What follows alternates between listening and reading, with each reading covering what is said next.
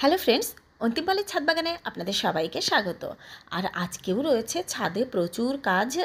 চলুন একটা একটা করে আমরা আস্তে আস্তে শুরু করি। আর প্রথমেই আমি নিয়ে নেব কিছু ছোট ছোট টব। তো এতদিন তো টবগুলো যেখানে সেখানে একেবারে অযত্নে পড়েছিল, কোনোই কাজে লাগছিল না। এইবার এই যে যত শীতের বাগান কাছে আসবে ততই মনে হবে আরও একটু টব হলে ভালো হয়। আর এতদিন মনে হচ্ছিল বাপরে বাপ, এত টব আর কখনো টব কিনবো না। কিন্তু শীতে আসলে প্রচুর ফুলের অনেক রকমেরই ফুল গাছও আমি বসাই, তো ছোট টবগুলোও দরকার হয়। তো আজকেও কিছুটা টব আমি নিয়ে নেব, কারণ কিছুটা ফুলের চারার রিপটিং করার সময় আরও 2-4 দিন আগেই হয়ে গেছে। তো যাই হোক, সেগুলো করা হয়নি। আজকে প্রথমে এসেই ভাবলাম ওই কাজটাই আগে করে নেব। তো এই যে এখানে আপনারা দেখতে পাচ্ছেন নিয়ে বসে গেছি আমি চাইনিজ গাঁদার চারাগুলো। এই যে চাইনিজ গাঁদার চারাগুলো আরও কয়েকদিন আগেই বসিয়ে দিতে পারলে ভালো হতো। তো যাই হোক, এখনই বসিয়ে দিচ্ছি। চারাগুলো কিন্তু খুব হেলদি আর খুব সুন্দর হয়েছে।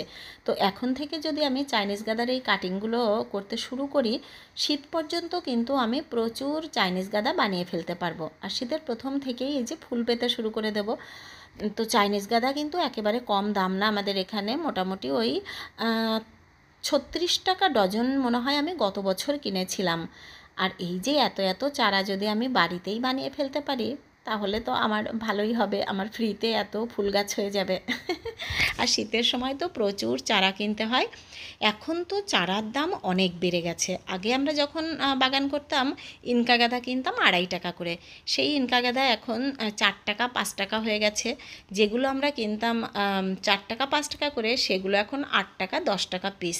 তো 1 ডজন করে কিনতে গেলেই ভাবুন প্রচুর লেগে যায়। তারপরে যেগুলো একটু ভালো ভ্যারাইটি, সেগুলো তো 25 টাকা 30 টাকাও এক একটা চারা নিয়ে নেয়। তো এই যে গাঁদা যেগুলো আমরা এইগুলো যদি ঘরে তৈরি করে নিতে পারি, তাহলে ওখানে আমাদের অনেকটা সাশ্রয় হয়ে থাকে। তো চারাগুলো বসানোর পরে আবার এই যে মাদার গাছটায় দেখলাম কয়েকটা চারা হয়েছে। তো ওগুলো থেকে কেটে কেটেও আবার কিছু চারা বসিয়ে দিলাম। আর এইখানে আমি এই যে চন্দ্রমল্লিকা একটা গাছ ছিল, এই চন্দ্রমল্লিকাটাও একটুখানি কয়েকটা বসিয়ে দেব। তো এগুলোকে এবার ঠিকঠাক জায়গাতে রেখে একটু জল দিয়ে দেব। আর জল দেব আমি, এই দেখুন নিয়ে এসেছি। আজকে আমি স্প্রেয়ারটা অনেক দিন আগেই বানিয়েছিলাম, বাগানেই একটা কোণে পড়েছিল, তো আজকে চোখে পড়লো। এই যে চারা গাছ বসানোর পরে আপনারা যদি বোতলের মুখ ফুটো ফুটো করে এরকম স্প্রেয়ার একটা হাতে বানিয়ে নেন, তাহলে কিন্তু খুব ভালো হয়। কারণ এর আগের দিন দেখলেন আমি ক্যানে করে ঢেলে দিয়েছিলাম, আর সব পাতাগুলো কিন্তু মাটির মধ্যে একদম কেমন পড়ে গেছিলো। তো এইরকম করে নিলে খুব ভালো হয়। এবার একটু এই যে লঙ্কা গাছগুলোর পরিচর্যা করে নিই, কারণ প্রচুর ঘাস হয়ে গেছে। এই যে একটু ঘাস আমি তুলেও ফেলেছি, আরও কিন্তু প্রচুর ঘাস রয়েছে। তো এখন গাছগুলো খুব ভালো গ্রোথ হচ্ছে, আপনারাও দেখতে পাচ্ছেন এই যে চারদিকে প্রচুর ব্রাঞ্চ বেরোচ্ছে। তো এখন ঘাস হতে দিলে একদমই চলবে না, কারণ ঘাসে তাহলে ওদের সারটা খেয়ে নেবে। তো এই যে কালকে হয়েছে প্রচুর পরিমাণে বৃষ্টি, তো আজকে গাছগুলোতে একটু খুঁড়ে খুঁড়ে মাটিটা হালকা করে দিতে হবে। আপনারাও জানেন যে লঙ্কা গাছে কিন্তু খুব বেশি জলের প্রয়োজন হয় না, খুব বেশি খাবারের প্রয়োজন হয় না, তো কিন্তু একটু কেয়ার প্রয়োজন হয়। আর এদিকে ফ্র্যাঙ্কি আমাকে কিছুতেই কাজ করতে দিচ্ছে না, ও এসে আমাকে ডেকেই যাচ্ছে। কারণ ওর এখন একটু খেলার মুড হয়েছে। ওই দেখুন আমার হাত টেনে ধরছে, কিছুতেই আমাকে কাজ করতে দেবে না, ওর সাথে এখন খেলতে হবে। তো খেলতে ও ভীষণ ভালোবাসে। আর সকালবেলা উঠে আমার 2 ছেলে অনেক সময় একটু ওর সাথে খেলা করে তারপর স্কুল যায়, কিন্তু আজকে ওদের উঠতে দেরি হয়ে গেছিলো, আর ওরাও আজকে খেলতে পারেনি। দেখুন আমার হাত ধরে ধরে টানছে, কিছুতেই কাজ করতে দেবে না, ওর সাথে একটু খেলতে বলছে। তো ওকে তো আমি একটু ভুলিয়ে ভালিয়ে তাড়ানোর চেষ্টা করছি, তো সে তো আর শুনবার পাত্রী নয়। তো ওকে তাড়ানোর একটা উপায় আছে। আমরা যখনই ঘরেও এরকম করে বলি, ফ্র্যাঙ্কি ওই দেখ বিড়াল এসেছে। মানে বিড়ালের কথা শুনলেই ও ছুটে পালিয়ে যায় বিড়াল ধরতে। তো যেখানে আমরা যদি কখনো ওকে খুঁজে না পাই, আমরা জোরে বলি ফ্র্যাঙ্কি বিড়াল এসেছে, তাহলে যেখানে থাকুক ও কিন্তু এসে হাজির হয়। তো যাই হোক, এদিকে এই যে যেটা বলছিলাম, লঙ্কা গাছে কিন্তু খুব বেশি খাবারের একদমই প্রয়োজন হয় না। আর একটুখানি কিন্তু কেয়ারের প্রয়োজন হয়। তো কেয়ারটা আমরা এরকমভাবে করি, যখন এই যে একটু জল বেশি হয়ে যায়, যেমন কালকে খুব বৃষ্টি হয়েছে, আজকে আমি দেখুন খুঁড়ে পুরো মাটিটা আলগা করে দিলাম। আজকে ভালো রোদ উঠেছে, তো রোদে শুকিয়ে যাবে। তো আপনারাও লঙ্কা গাছের গোড়াটা কিন্তু এই যে এরকম ড্রাই রাখার চেষ্টা করবেন। বৃষ্টিও পড়বে, একটু খুঁড়ে আবার আলগাও করে দেবেন, ড্রাই হয়ে যাবে। তো এইদিকে চলে এলাম।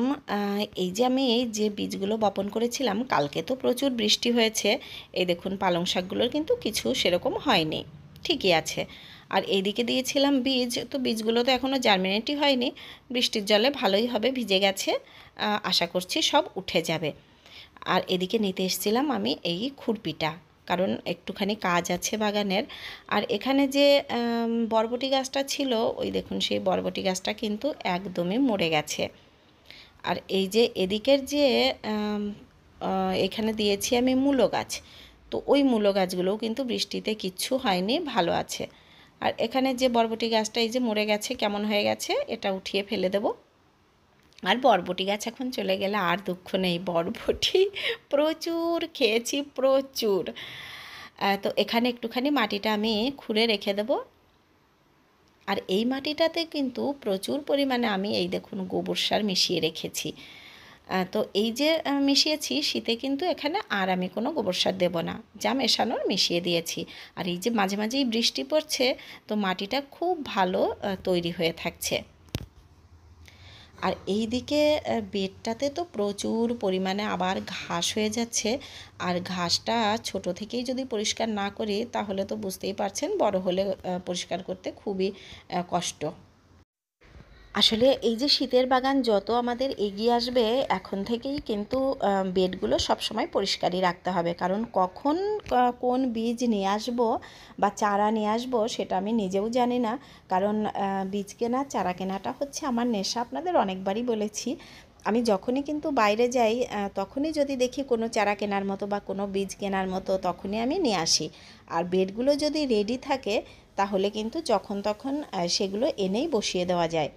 তো এই যে বড় বেডটা, এখানে যদি একটু বেশি ঘাস হয়ে যায়, তাহলে পরিষ্কার করতেও অনেকটাই সময়ের ব্যাপার হয়ে যায়। আর এটা তো ছোট ছোট এখন আছে, এই যে আমার চিরুনি, মাটির চিরুনি, এর দিয়ে তো খুব সহজে দেখুন কি সুন্দর পরিষ্কার হয়ে যাচ্ছে। এই খুরপিটা আমার ভীষণ কিন্তু কাজের হয়েছে। আর এই যে এরকম বড় বড় বেড পরিষ্কার করা তো খুবই সুবিধা হচ্ছে, কারণ একদম এইটা যদি হাত দিয়ে আমি একটা একটা করে তুলতে যেতাম, তাহলে কিন্তু প্রচুর সময় লেগে যেত। সেটা আমি খুরপিটা দিয়ে তুলছি বলে একেবারে আধা ঘন্টার কাজ হয়ে গেল 10 মিনিটে। তো ওদিকে বেড রেডি করে আমি চলে এলাম এদিকে একটু হাত ধুতে। আর হাতে নখে মাটি ঢুকে যা অবস্থা। আর যারা এই যে মাটি ঘেঁটে হাত নষ্ট হওয়ার ভয় পাচ্ছেন, একদম ভয় পাবেন না। আমি প্রচুর মাটি ঘাঁটি, শুধু রাত্রে একটুখানি হাতে ক্রিম মেখে শুয়ে পড়বেন, যে কোনো ময়েশ্চারাইজার ক্রিম যাই হোক, তাহলেই দেখবেন খুব ভালো থাকবে, কোনো প্রবলেম নেই। আর এইদিকে এই যে পুচকি পুচকি কিছু ধরেছে ঝিঙে, ঝিঙে তো গাছ শেষ, এবছরের মতো মনে হচ্ছে ওর যাবার পালা হয়ে গেছে। আর বেশ কিছু বীজও কিন্তু রেডি হয়ে গেছে, বড় বড় কয়েকটা ঝিঙে। তো আমার আসল উদ্দেশ্য ওটাই ছিল যে কয়েকটা বীজ রাখা, সেগুলো পেয়ে যাব। আর এদিকে কয়েকটা ফুল ফুটেছে, সেটাও নিয়ে নেব। আর এদিকে চলে এলাম একটুখানি লঙ্কা নিতে, আর অল্প একটুই নেব। কালকে অনেকটা লঙ্কা তুলেছিলাম, কিন্তু কালকের পুরোটাই নিয়ে গেছিলাম দিদিভাইদের বাড়িতে, মানে কালকে ছিল রাখি বন্ধন, আর আমার ননদরাও এসেছিল, তো সবাই মিলে ওখানেই খাওয়া দাওয়া হয়েছিল। তো ওই লঙ্কাটা আমি ওখানেই নিয়ে গেছিলাম। আর আজকে আমার রান্নার জন্য একটুখানি লঙ্কা শুধু তুলে নেব। আর গাছের জিনিস আর ফ্রিজে রেখে খাই কেন বলুন, প্রত্যেক দিন তো আমি ছাদে আসছিই, আর টাটকা টাটকা প্রত্যেক দিনের যেটুকু দরকার সেটুকু প্রত্যেক দিন নেওয়াই ভালো। তো তুলে নিয়েছি বেশ খানিকটা লঙ্কা, এই দেখুন বেশ অনেকটাই হয়ে গেছে। আর ওদিকে রয়েছে একটা বড় সড়ো ভেন্ডি, এই যে ভেন্ডিটাও তুলে নিলাম। আর এদিকেও চলে এলাম খানিকটা ভেন্ডি তুলতে। আর ভেন্ডিটা তো ওই যে কচি কচিতে না তুলে নিলে একদিন দেরি হলেই খাওয়া যায় না, তো ভেন্ডিটা কিন্তু প্রত্যেক দিনই তুলে নিই। আর বেশ একবারে অনেকটা হলে কখনো তরকারি করা হয়, আর না হয় আমি ভেন্ডি সেদ্ধ খেতেও খুব ভালোবাসি, ভাতে সেদ্ধ দিয়ে। আর এদিকে এই যে গ্রো ব্যাগের যে ভেন্ডি গাছগুলো, ওখানেও কিন্তু 2-1টা করে এখন প্রত্যেক দিন পাওয়া যাচ্ছে। আর এদিকে আমি একটা টবের মধ্যে কিছুদিন আগে রিপোর্ট করেছিলাম জবা গাছ, অনেকগুলো চারা বসিয়েছিলাম, তো চারাগুলো আর বসানো হয়নি, ওখানেই দেখুন ফুল এসে গেছে। আর এখানে আসতেই আমার মনে পড়লো, কালকে আমার এক দিদি রেন লিলির বীজ দিয়েছিল, এই দেখুন আমার পকেটেই রয়েছে, আমি তখন পকেটে রেখে দিয়েছিলাম। আর পকেটের মধ্যেই রয়েছে, এটা হচ্ছে হলুদ রেন লিলি। আমার ভুলেই গেছিলাম যে আমাকে বীজটা দিয়েছিল, এখন এই যে লিলি গাছের পাশে এসে মনে পড়লো। তো ওই যে আমার ব্যাগ থেকে, পকেট থেকে শুধু বীজ চারা এগুলোই বেরোয়। তো এটাও দিয়ে দেবো আমি, এই যে একটা ছোট্ট টবের মধ্যে দিয়ে দিলাম। আর আমার কাছে রয়েছে যেটা, সেটা হচ্ছে পিঙ্ক কালারের, হলুদ কিন্তু আমার কাছে ছিল না, হলুদটাও পেয়ে গেলাম। তো এবার চলুন দেখি, এই যে তুলে নিয়েছি কি কি, তুলে তো নিয়েছি কিন্তু আজকে আমি ঝুড়ি আনিনি। আর এগুলো নেওয়ার জন্যে আমাকে এবার দেখতে হবে কোথায় কিভাবে এদের অ্যারেঞ্জমেন্ট করা যায়। নিয়ে তো যাবই। তো আরেকটু ফুল আছে, ফুলটুকুও তুলে নেব। আর এখানে দেখছি যে একটা জবা ফুটেছে আর কুন্দ ফুল ফুটেছে। তো জবা গত বছর প্রচুর পেয়েছিলাম ওই গাছটা থেকেই, লাল জবা। এবারে সেই তুলনায় অনেকটাই কম পেয়েছি, মাঝে মাঝে 2-4টে করে ফোটে। তো এবারে শুধু দেখুন কোথায় কোনটা আমি কিভাবে নিয়ে যাই। তো চলে এসেছি ভিডিওটির একদমই শেষ পর্যায়ে। আর আপনারা যারা এতক্ষণ দেখলেন তাদেরকে অসংখ্য ধন্যবাদ। আর ভালো লাগলে লাইক কমেন্ট শেয়ার করবেন। আর আজকে যারা আমার চ্যানেলে একদম নতুন বন্ধুরা আছেন তাদেরকেও অসংখ্য ধন্যবাদ, ভালো লাগলে চ্যানেলটিকে সাবস্ক্রাইব করে নেবেন। তো আপনারা সবাই খুব ভালো থাকবেন, দেখা হবে নেক্সট ভিডিওতে। টাটা।